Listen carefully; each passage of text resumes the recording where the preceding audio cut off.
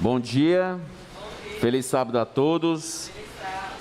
Graças a Deus nós estamos aqui nesta manhã de sábado, para juntos adorarmos o nosso Deus, prestar-lhe um culto de adoração, amém?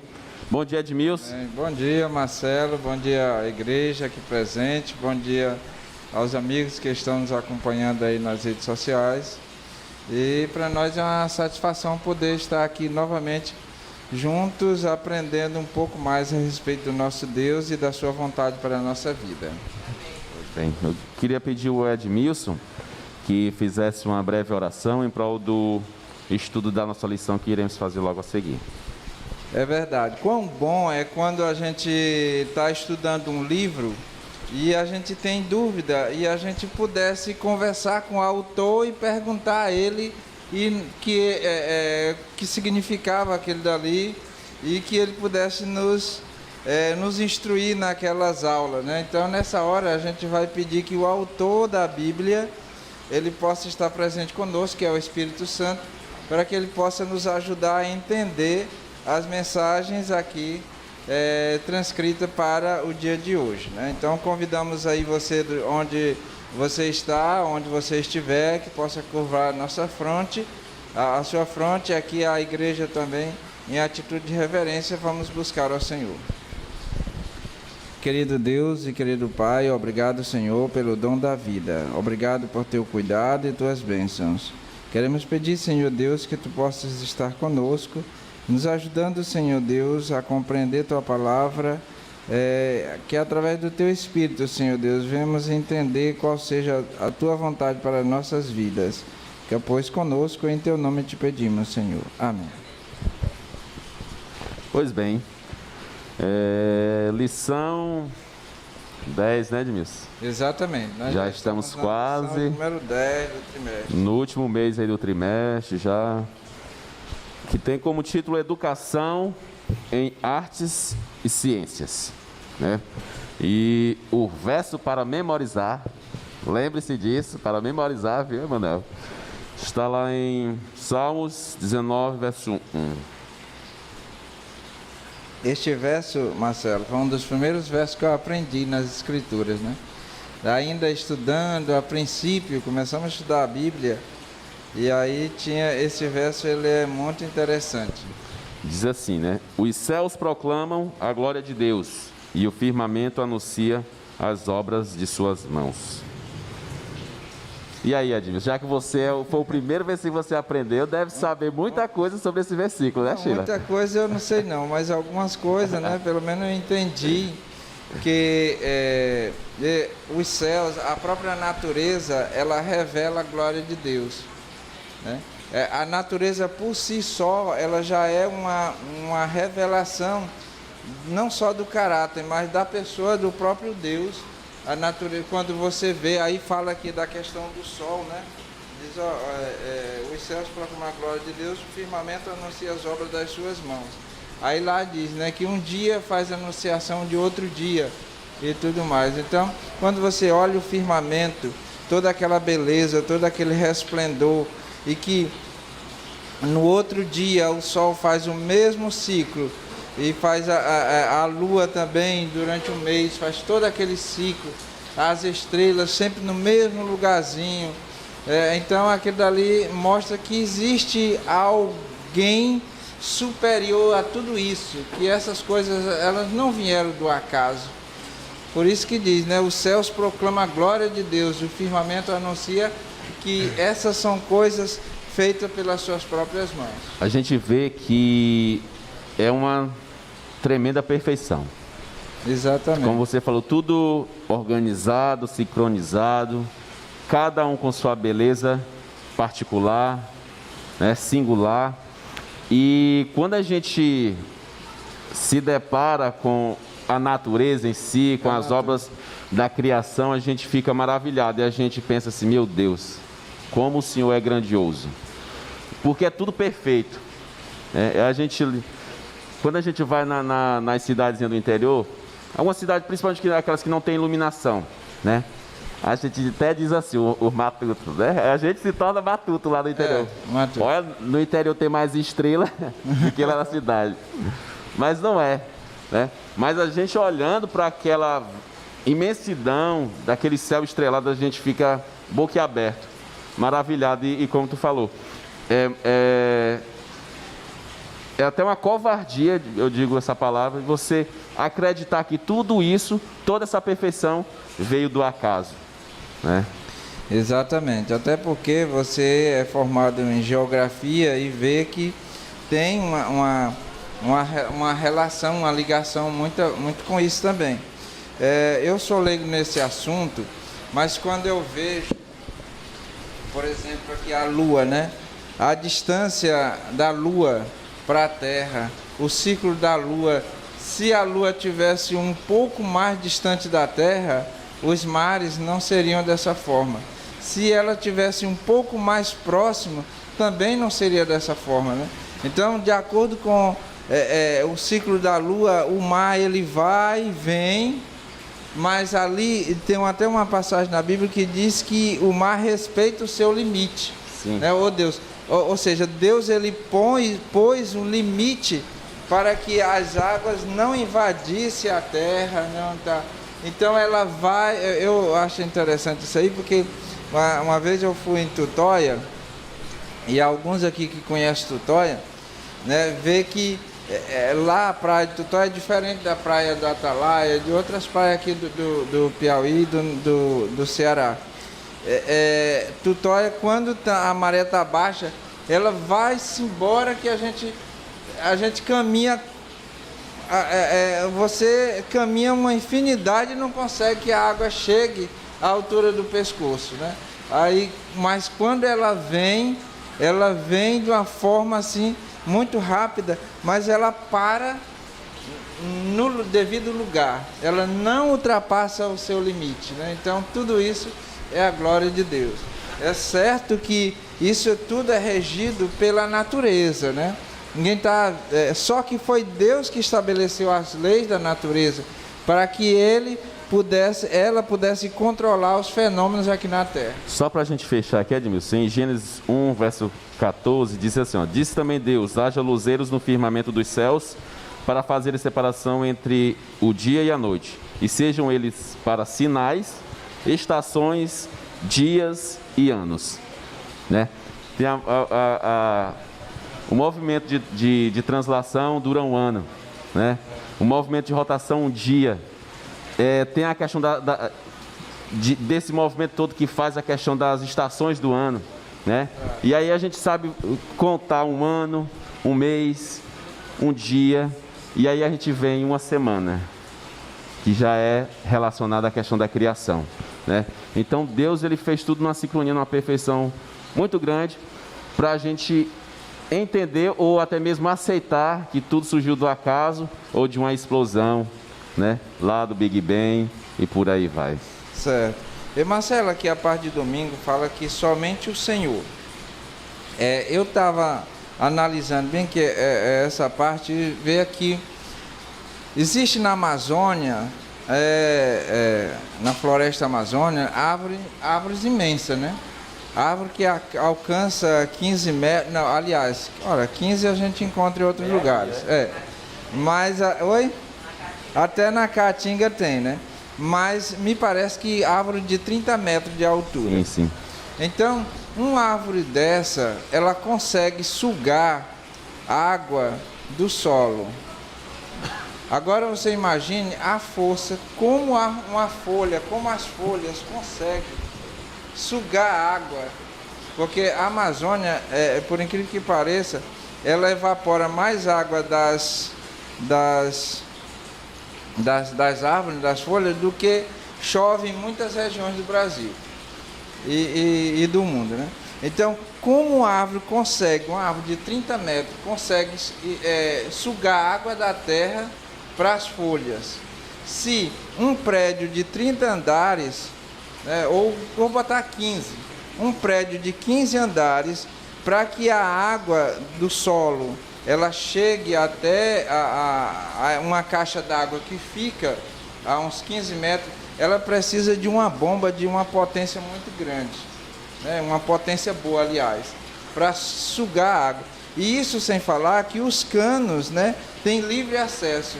Agora, essa árvore, ela consegue puxar a água por dutos tão minúsculos, né? Que são pequenos vasos que tem. Então, isso não poderia ser obra do acaso. Isso tinha que ser uma coisa feita por alguém, uma mente superior. Por isso é que diz que somente Deus, somente o Senhor poderia ter feito isso. E é interessante que a lição, nessa parte de domingo, fala a respeito da gestação. A gestação, outra coisa interessante. Eu fico admirado, né? Às vezes eu sempre falo, rapaz, mulher, né, se garante, porque você carregar uma vida, um ser vivo dentro de você e se mexendo às vezes, né, Sheila? Eu digo assim, é muito esquisito, né? Mas assim, a mulher, ela sente a criança e ela quer estar ali, né, junto, pertinho e tudo.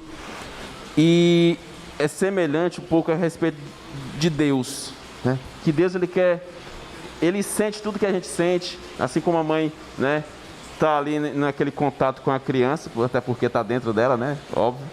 Mas Deus, Ele quer que a sua criação, a obra-prima da sua criação, nós estejamos também alicerçados nele, juntos dele. E aí eu lembrei do exemplo que tu falou da árvore, né? Que consegue puxar água, seus nutrientes e tudo. E aí tu falou assim, é necessário que algo extraordinário. E eu trouxe aqui pra gente. Nós, quando nós estamos fracos, sedentos, caídos mesmo, a ponto de morrer espiritualmente, a gente basta ir também na fonte. E a gente não precisa de grandes esforços para sugar esses nutrientes de Deus, né? Ele mesmo vai emanando para cada um de nós e nos dando o vigor novamente, assim como Ele faz com as plantas, né? Então, assim, em tudo que a gente olha em relação à criação, com certeza a gente pode contemplar Deus, a gente vai vir a Deus. A gente vê aqueles que tu gosta de assistir muito, Discovery Channel, Animal Planet, esses canais que falam mais da natureza. E ali a gente vê coisas tremendas. Eu me lembro que uma vez eu estava assistindo um documentário sobre o criacionismo, e lá falava dos castores, né? Que é uma espécie de roedor muito parecido com a toupeira. Isso, exato. E eles têm as suas habitações dentro da água de um rio, e lá mostrava que eles construíam verdadeiras barragens, né? Eles saíam coletando madeira e iam colocando no rio, faziam uma espécie de parede, uma parede que a força da água não conseguia romper por conta de toda a engenharia e arquitetura que era usada na construção daquela casa. E detalhe, a abertura era por baixo da água, eles tinham ainda um andar que eles ficavam dentro. Eu vi uma vez isso aí. É incrível, uma coisa, né? Bem interessante como eles conseguem fazer uma barragem, a morada deles, né? E você falando aí dos castores, eu lembrei uma vez que os castores, eles são engenheiros, aliás, são melhores engenheiros do que certos homens. As grandes barragens utilizam a mesma engenharia que eles usam lá. Pois é, o ecoduto a saída da água. Olha, aí você falou aí dos castores, eu lembrei, né? Nós estávamos lá em Palmeirais, e aí no terreno do Alcides tem um riacho, né? E ele querendo represar um pouco de água lá, porque lá é só um córregozinho. E a gente foi fazer uma barragem dessa, né? Mas não deu certo não. E é porque a gente usou pedra, cimento, concreto, né? E uns castores, né? Então Deus deu essa inteligência para eles, para que eles pudessem então e aí, fabricar assim, isso aí. Em meio a tudo isso, a gente vê hoje em dia que tem várias pessoas que têm a questão de cultuar, de adorar a todo tipo de coisa. Mas o que a gente não pode fazer é que, mesmo em meio a essa grandiosidade da obra de Deus, de toda a sua criação, a gente deixar de adorar ao Criador para adorar a criação. Isso é o que acontece. Porque nós estamos falando aqui na parte segunda-feira sobre a beleza da natureza, né? Aliás, a beleza da santidade. Então a natureza, Deus não criou a natureza só funcional, né? Mas ele se preocupou em fazer ela muito bela, né? E o fato da natureza ser muito bonita, exuberante até assim, faz com que muitas pessoas esqueçam de adorar o Criador para adorar a criatura, que no caso a criação, que é a criatura ou a criação, né? Aí eles veem o sol, por exemplo, as pessoas veneram o sol, porque o sol produz, ajuda a produzir, ajuda o sustento, né? A vida. O sol traz vida, a lua, as estrelas, tudo mais, e as pessoas esquecem isso do Criador e vão para o que foi criado. O Jó queria dizer... Exato.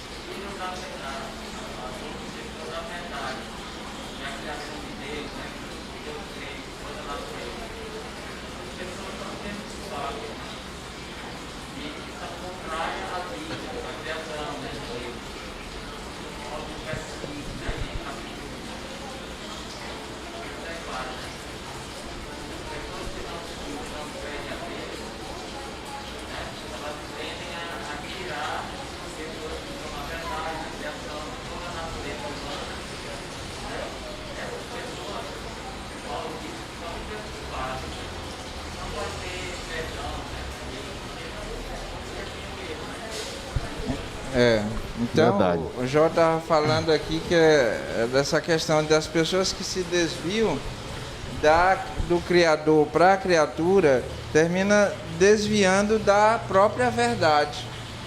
Não foi isso?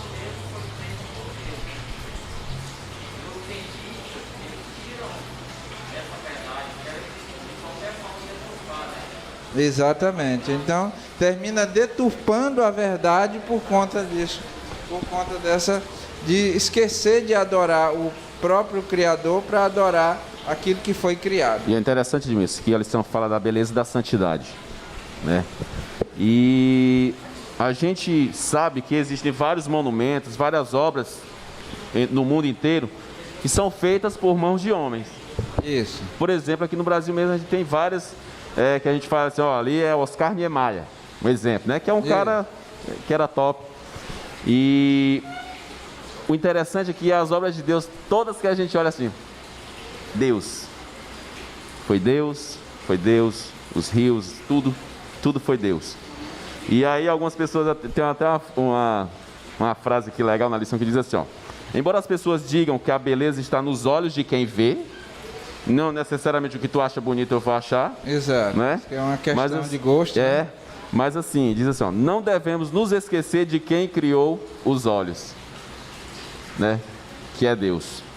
E a gente olha em tudo que a gente vê a perfeição de Deus. Até a coisas que a gente acha que não tem uma simetria, por exemplo, a mão da gente, né? Os dedos são todos... não são simétricos. De tamanhos diferentes, né? Isso. Ó, pequeno, tudo, e a gente... Todos desiguais, digamos assim. Mas quando a gente fecha, fica tudo perfeito, né? Para a gente pegar e tudo. Então, assim, Deus, ele faz tudo de uma forma organizada, perfeita, que por mais que às vezes a gente veja que aparentemente não é legal, mas é tudo feito com perfeição. E a gente vê, por exemplo, a natureza. Em virtude das várias ações que o homem tem promovido, né? E tem causado danos à natureza, a gente vê assim, o mundo tá doido,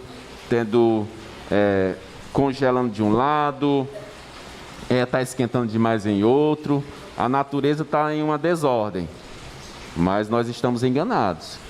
A natureza não está numa desordem, ela está se adaptando, ela está se organizando por si só, porque ela tem esse poder concedido por Deus. Exatamente. Né? Então, assim, ela vai se organizando de uma forma que ela fique... De acordo com o que vai sendo afetado. Exatamente. Então, assim, nós é que vamos sofrer as consequências, porque ela, como diz, ó, tá derretendo geleira em tal lugar, mas em outro lugar já está muito frio, em outro lugar tá quente, e assim vai. Né? Então, a natureza tem a sua perfeição, a sua sincronia, a sua organização, porque é feito por Deus. O que é feito por Deus, ele não entra em desordem. Exato. Né? Então, se fosse a questão de obra do acaso, faz tempo que o próprio homem já teria destruído a terra, né? Porque ela teria sido criada, mas aí o fato de ela estar se organizando para sobreviver, porque Deus fez isso, então faz com que ela vá se adaptando à situação, né? Aí aqui fala também sobre especialistas no erro. Quem são especialistas no erro? Quem são especialistas no erro? Tem alguns muitos, né? Principalmente algumas pessoas voltadas à área da ciência em si, eles tentam comprovar uma coisa que não existe, que não é real, né? Então, assim, uma vez eu estava ministrando aula para alunos da 5ª série, que hoje é 6º ano, né? Isso. E nós, Érico, a gente conhece um pouco, a gente tem a nossa realidade, né? Por exemplo, Dragon Ball Z e entre outras coisas aí. E lá na aula, eu ia explicar, a gente ia tratar justamente sobre criacionismo e evolucionismo, né? E aí, no assunto, a gente tratava da teoria do Big Bang. Aí os meninos, e aí, professor, como é que é? Eu falei, ó, vocês já assistiram o Dragon Ball, né? Sim, todo mundo, até as meninas, né? E aí eu disse assim, você lembra do Majin Buu? Sim, lembro lá que uma hora explodiram ele lá e ele ficou só uma poeirinha e depois foi se juntando e formou o Majin Buu de novo. Aí ele, sim, professor. Pois é, o Big Bang é mais ou menos daquele jeito ali. Tinha a gente fala bem no popular, com os meninos da 5ª série, né? Tinha uma pedrona bem grandona, né? E essa pedra explodiu. E aí depois deu origem, ela ficou uma poeira cósmica em suspensão e ela foi se aglutinando, se juntou e formou o planeta Terra. Aí, pô, professor, que viagem, né, amigo? E assim, acontecer isso, o sistema solar ficar em perfeita ordem, ter vida, meu amigo, o cara tem que, no popular, o cara tem que viajar muito para acreditar nisso. Tem que ter mais fé do que acreditar no criacionismo. Então, né? assim, o nosso sistema solar está numa posição privilegiada. A Terra, por exemplo, se ela se afastar um pouquinho do Sol, congela. Se aproximar mais, pega fogo, né? Então, assim, está tudo em perfeição. Então, assim, quem quiser acreditar que isso tudo é obra do acaso, pode acreditar, simplesmente. Mas eu prefiro acreditar que tem um Criador aí por trás de tudo. É verdade, eu também prefiro aí essa teoria. Olha, por que existe essa questão? Porque a questão não é nem a ciência em si. Não é a ciência que fala que rebate a questão do criacionismo, mas é alguns membros da comunidade científica. E o interessante Marcelo, é que não é que são pessoas tapadas, não, são pessoas mentes brilhantes. Sim. A gente vê, por exemplo, por muito tempo se achava que a Terra ela era o centro do universo. E foram feitos cálculos minuciosos e estudos e aquela coisa. E por muito tempo os cientistas, as mentes brilhantes da época, afirmavam categoricamente de que a Terra era o centro do universo, né? Que ela fazia parte. Aí depois foi que foi provado que ninguém sabe realmente onde é. E o interessante, Edmilson, que como tu falou, não foi dizer assim, eu vou dizer isso e pronto. É baseado em estudos. Foi em muitos cálculos difíceis, né? Exatamente. de ser feito. Aí, outro exemplo aqui. Antes de Darwin, Lamarck defendia a teoria da evolução, você pode até dizer, falar mais do que eu, desse aí, de que era a questão a lei, faz algum tempo que eu estudei, né?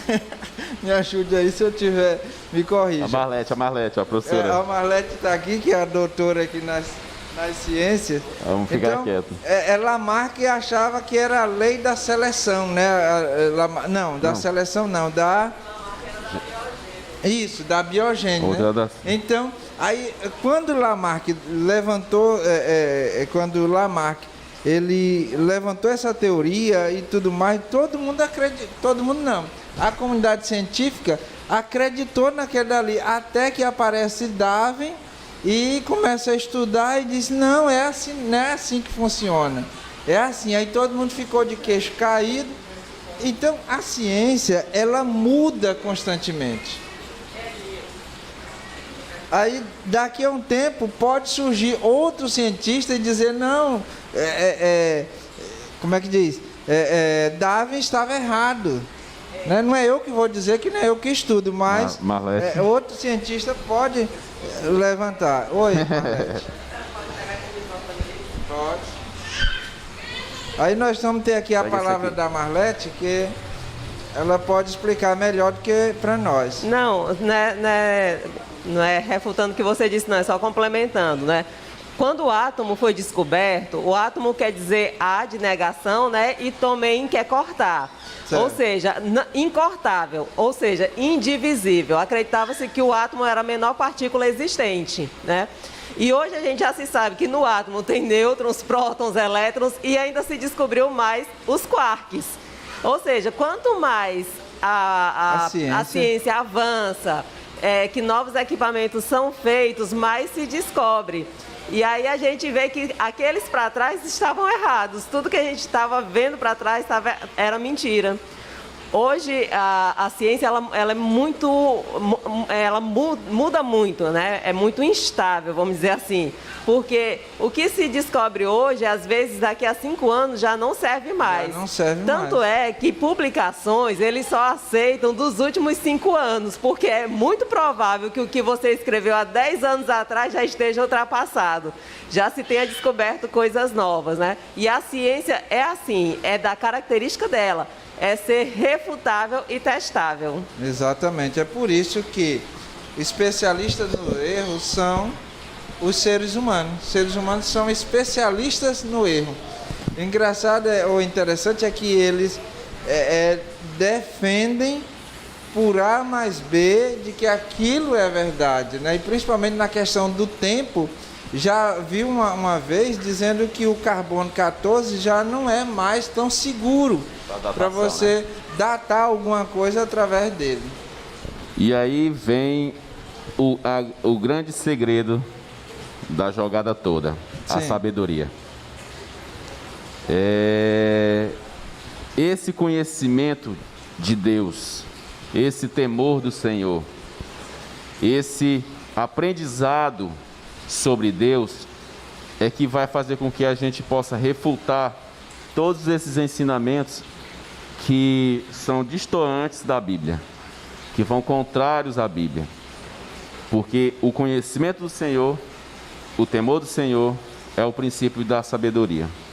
E aí essa sabedoria, Edmilson, ela nos torna, de certa forma, um povo distinto. Um povo distinto. Porque assim, hoje em dia, tudo está muito pautado no eu acho, eu penso. E não no assim diz o Senhor. Né? E nós temos que ter sempre isso em mente, em nossos lábios. Que é o assim diz o Senhor. Exatamente. Né? Era o que o Jó estava falando. Exatamente, porque todos os dias, como a Marlete falou, a ciência está em constante mutação, refutação. E a gente nos depara com novas descobertas, com novos ensinamentos, com novos conceitos, né?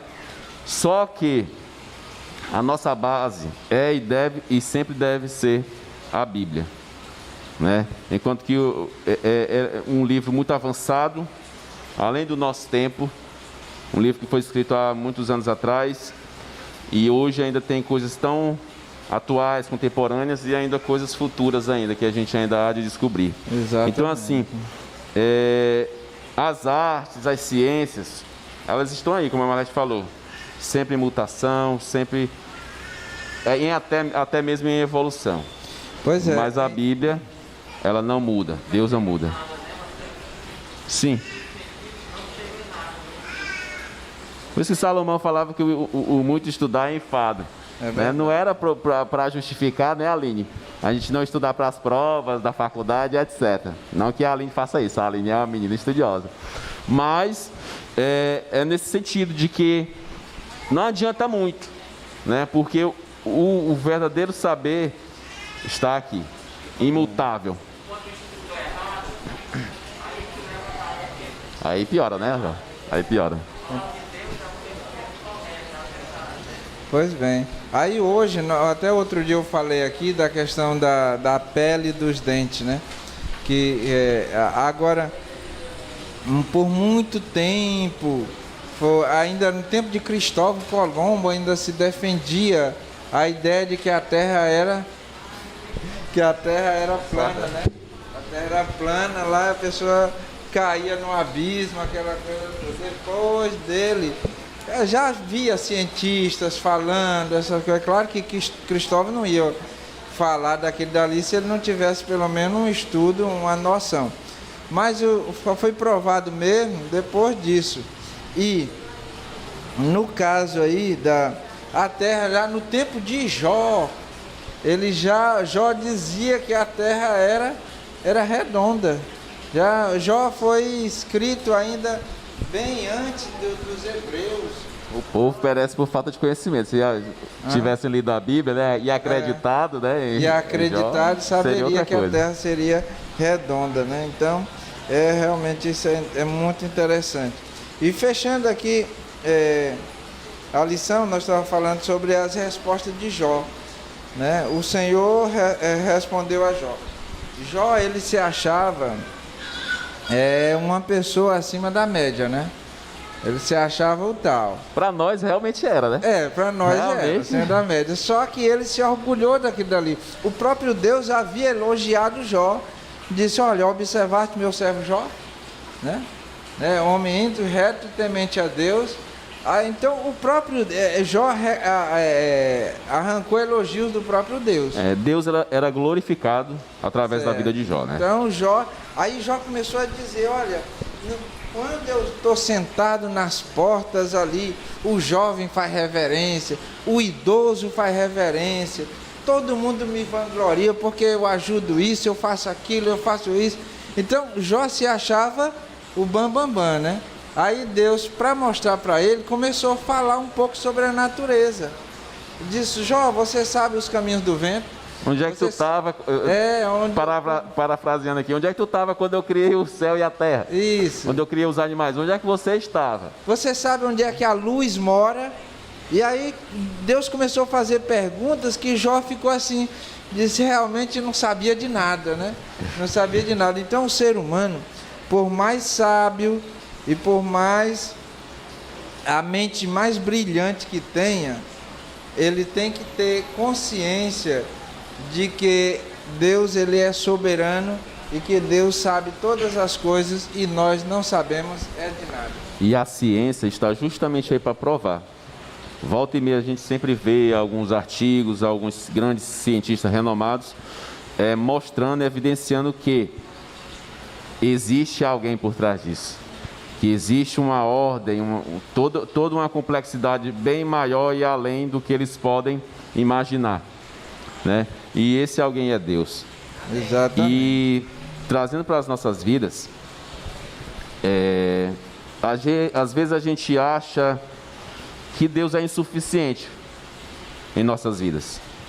A gente acha que Deus é incapaz de resolver problema A, problema B, que Deus é incapaz de nos tirar de uma situação que para a gente não tem solução. E aí Deus deixou também, além de todos os feitos envolvendo pessoas, todas as histórias que tem na Bíblia, Deus também nos deixou a natureza, a sua obra, a sua criação, para que a gente possa acreditar e ter certeza de que um Deus que tudo formou, que tudo se fez através da sua palavra, ele, por exemplo, criar o céu, criar a lua, as estrelas, o sol, será que esse Deus não é capaz de resolver o teu e o meu problema? Será que Deus não é capaz de sarar as tuas feridas? Olha, a obra da criação, ela está aí também para isso, para nos mostrar o poder grandioso de Deus. Que um Deus que foi capaz de criar o sol, ele é também capaz de te salvar, de transformar a tua vida. Sheila?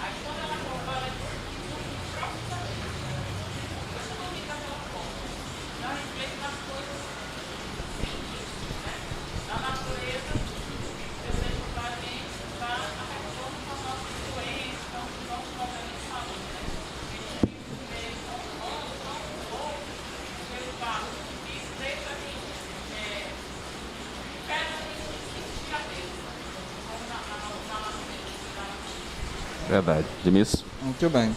Fechando aqui a lição, Marcelo, eu vou fazer uma pergunta, né? Muito bem. Vou fazer uma pergunta aqui para o pessoal presente aqui. E o Marcelo trouxe aqui um Negativo. Não? Como é, Marlete? É o presente, não foi eu que trouxe. Né? Mas tem um presente, porque assim, às vezes, para a pessoa responder uma pergunta, as pessoas não se sentem tão motivadas, né? Então... Aí tem um presente aqui que foi... Trago aí para aquele que responder a... não foi você que trouxe. Não, mas trouxeram. Certo. Então, mas o presente é muito bom. É uma obra de Deus. É uma obra de Deus. É. Né? Aí as pessoas bom vão danado. perguntar, não, é um iPhone, é uma coisa... Não, aí é obra de homem. É obra de homem, né? Tem que ser uma obra, já que nós estamos falando de natureza, nós trouxemos aqui uma sacola de manga especial. Aí eu já provei dessas mangas aí, não dessas aí em si, mas no ano passado eu comi do mesmo árvore, né? Quem ganhar eu queria só uma. Muito bem. Então a pergunta é o seguinte, segundo aqui a lição, você vai ter, a pergunta vai ser para presentes aqui, viu? Segundo aqui a lição, quem são, você vai levantar o braço, para a gente ver aqui, vai analisar. Tem espadas para o ar? Tem não, né, Edilson? Eu vou fazer uma pergunta. Eu sou o fiscal. Pronto. É uma pergunta muito fácil. Então, segundo aqui a lição, quem são os especialistas em erros? Ninguém? Edilson. Olha o Jó. O Jó aqui. Se responder errado, doa outra sacola de manga, viu? Os cientistas. Está certa, Edmilson, a resposta? Mais ou menos, né? Mais ou menos, né? O homem, tá certo. Então, o ser humano é o especialista em erros. Porque erra aqui, erra ali. Ele ganhou, Edmilson? Ganhou. E é fácil assim, mole assim? Foi fácil, foi fácil. Graças a Deus, né, Jó? Amém. Tá certo. Então queremos agradecer a todos que estiveram conosco no estudo da lição, né, e que ela tenha sido de grande proveito para você, para a sua família, e que Deus possa nos abençoar. Marcelo, encerre com uma oração final. Vamos orar, irmãos? Oremos. Santo e eterno Deus, doador de vida e liberdade, nós te agradecemos, Senhor, por todas as obras que o Senhor tem feito, principalmente, Deus, as obras feitas dentro de nós. Que o Senhor possa a cada dia nos transformar, nos santificar, também nos perdoar, porque com certeza, Deus, nós sabemos que com o Teu amor isso tudo é possível. Fica, pois, conosco, ó Senhor, durante todo este dia, nos abençoando e nos guiando nos Teus caminhos. É o que te pedimos e agradecemos, em nome de Jesus. Amém.